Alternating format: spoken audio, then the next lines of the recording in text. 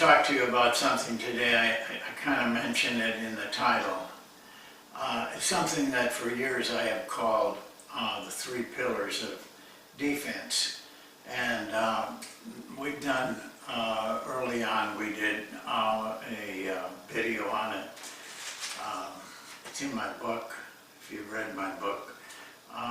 It's in there, but I think there's three things. You know, you can make things very difficult with a lot of complexity, or you can choose to make things very simple. And I prefer simplicity. And the reason I do is that players can learn simplicity much better than they can learn complexity. You make things complex, and maybe you think you have a handle on it, but chances are you don't.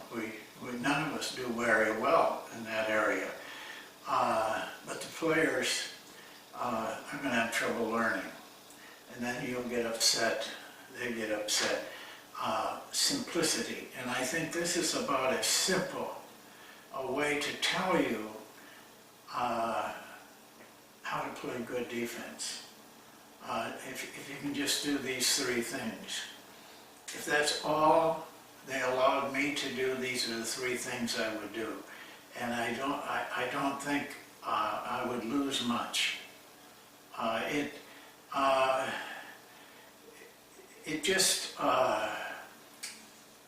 If you can do these things, you don't need a lot of strategy. You don't need a lot of things that will bail you out, because you're not going to get bailed. You don't need to have anything for getting bailed out, because you won't be in that position very much. So I'd like to go through them verbally, and then show you a little bit on the yellow pad. But really, the three things are pretty much, you can talk about them. The very first one is stop penetration, or control penetration, however you want to say it. Now, penetration is twofold. One is it is with the ball driving, and the second one is passing the ball into the middle of your defense. We're talking about the ball advancing into the middle of your defense. That's penetration. You can pass it in there, you can drive it in there. Most dangerous, probably, or most difficult, is ball penetration on the drive. And in order to do that, to really control penetration, first of all, don't concede just guarding the ball. I mean, your man got the ball, guarding him and making him take a bad shot without fouling him. Or you can rely on a team defense. We do both. I do not allow players to tell me, the guy's too good, or you can't control a good offensive player. Yes, you can. Just spend as much time practicing defense as he spends practicing offense, and you'll be able to do remarkable things. But we do have a team defense, and I think that helps, because if it cuts down on your fouls, for one thing. If you don't foul a lot, you're going to make yourself tough to beat right there. But the other thing that it does, it puts you in position to do two very important things: rebound and contest shots. When I show you what we do with the ball line defense, which has been a good defense for me and a lot of other people, even winning the NCAA championship using it. The ball line defense prohibits driving without them even trying. And and it keeps you in good position for contesting shots and defensive rebounding. If you're going to say, yeah, but you're going to give up threes. Well, you know something? I will give up a three, completely, all threes, if I can contest them. Because threes drop dramatically when they're contested. And they provide a lot of defensive rebounds. That's one thing, the first key thing. The second thing is just what we talked about, shot contesting. Now we have a system of grading our shot contests. Zero is no contest at all. And 1 is any kind of contest. If you just contest in any way, it's a 1. And 2 is a very good contest. Now, the difference between, and I'm going to repeat this for you, the difference between a 1 and a 2 contest, as far as percentages are concerned, is pretty small. In other words, 1 is almost as good as 2. But the difference between 0 and 1 is dramatic.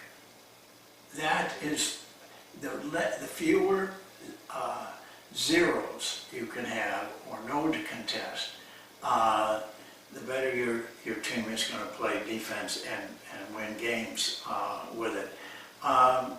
Basically, if you can contest 70% of your opponent's defense, their shots, anything 70% and above, you're going to win most of the time. For our own personal look at things, that's been pretty much true. If we get, whether it was an NBA team we were working with or a college team, anytime we could contest 1 or 2, 70% of the time we won the game, 70% or better. And then the last one, third one, is defensive rebounding. Stop penetration, contest their shots, and then rebound their misses. The defensive rebound is very valuable. First of all, it keeps them from getting the second shot or keeping the ball. But second of all, it gives you the ball in one of the best possessions that you can get. If you could get all your possessions off of defensive rebounds, you'd score a lot of points. But the other one, of course, is steals. So basically what I'm telling you is that the best possessions that you can get is caused by defense. Almost everything is caused by defense. Now, I'm not saying I'm just going to overload defense. I've never done that, but and I don't think you should. But if you don't have a good defense, you have a lot of trouble winning. And I don't think you can win big ball games. I think you may have a good, the guy at Houston now, that coach, D'Antoni, always has a great regular season. But when it comes into the playoffs, he doesn't do too well because their team doesn't play very good defense. And so when you get in those tight, big games, defense really pays off. But think about it. Your best ways of getting the ball are from caused by defense. No defense, you're going to get it through the net or free throws. If you can cut down the free throws, if you can cut down them making a lot of shots and get defensive rebounds. Defensive rebounding I've only gained 3 things in clinics that I've ever used and found effective. And all 3 of them are from John Wooden in the same clinic.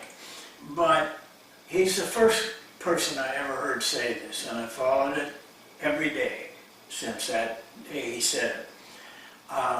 He's told that his team doesn't block out. Now, everybody is astounded by that, but it's not very astounding, really, because blocking out may keep them from getting to the ball, but you still got to get the ball.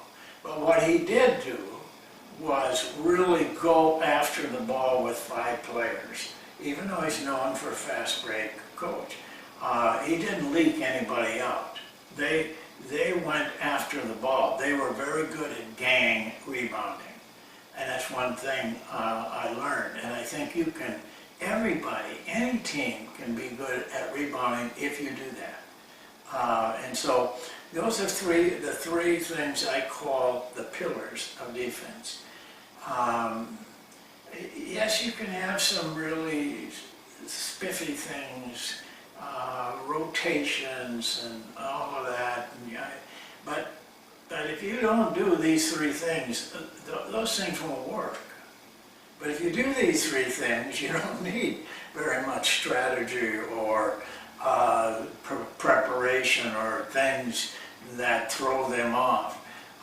Without these 3 things, your defense is going to be weak. With them, no matter who you're playing or how you're playing, you're going to be pretty good shape.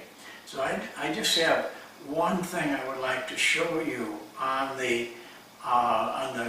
yellow pad, and that is the ball line defense, which it really was designed to do these 3 things. The ball line defense can do all 3 of them.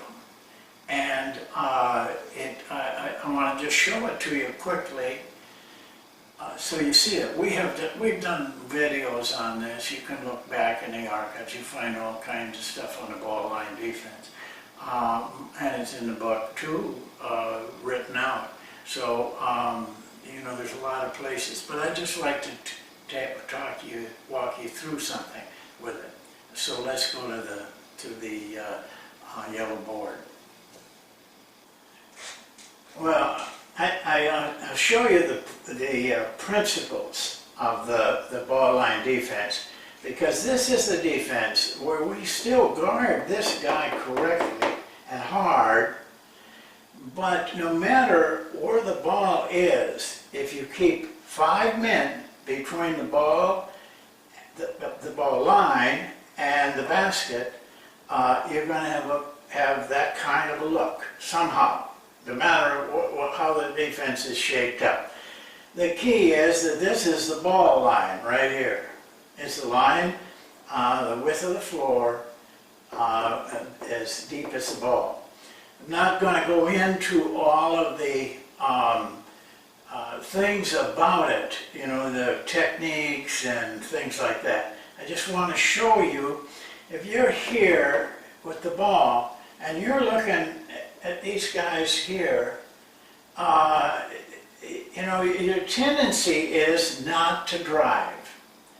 Even LeBron, who drives all the time against anything, gets hung up in this defense. We don't jump out to stop him, which is, for him, it's just, if you jump out on him, he's going to get he's going to win the battle because he's so strong. We dig here. That way, if the drive does get by this guy, we'll just dig. We won't try to stop him because that usually ends in a foul. You don't really need to worry till he gets down here. Then you got to come and you better be able to block shots. That's my next thing I believe in. If he throws back here, this guy can get up. If he throws over here, I'm not going to tell you the side rule, but he's correct here. Say he throws across. If we're defending this guy correctly, it's going to be a lob pass. He'll get out and contest if the shot is taken. Now, what's going to happen to you is they're going to be moving and riding, and your players have to keep remembering that they've got to be in the ball line. They'll get good at it if you work with them on it, but they have a tendency when the ball, some movement is taking place to kind of get out in here. Well, now the hole opens up. There are not many holes that they can get into here. And there's a lot more to the ball line defense. But this is, to me, this is effective any place. I don't care. We did it in China, then in Division 1, 2, 3. One year we had a team that used this defense in the NBA. It makes it difficult for the offensive team to break you down. And so you stay intact, like I was talking about in a video about 3 or 4 weeks ago. Staying intact is very important. So remember those 3 things. Stop penetration, or delay it, or contain it, whatever word you want to use. And that's passing and driving, and that's another reason it's hard to pass in here if a guy breaks loose. Number 2 is contest shots. We grade those 0, 1, 2. Zeros, they're going to shoot a high percentage against you. 1 and 2, the percentage drops way down from uncontested shots. 70% of contested shots, 1s or 2s, you use to win the ball game. Defensive rebounding, you go get the ball. Don't be so worried about your man getting the ball. Go get the ball. Just don't battle them for it. If you really teach these guys how to do that, you're going to rebound very well, even if you're littler.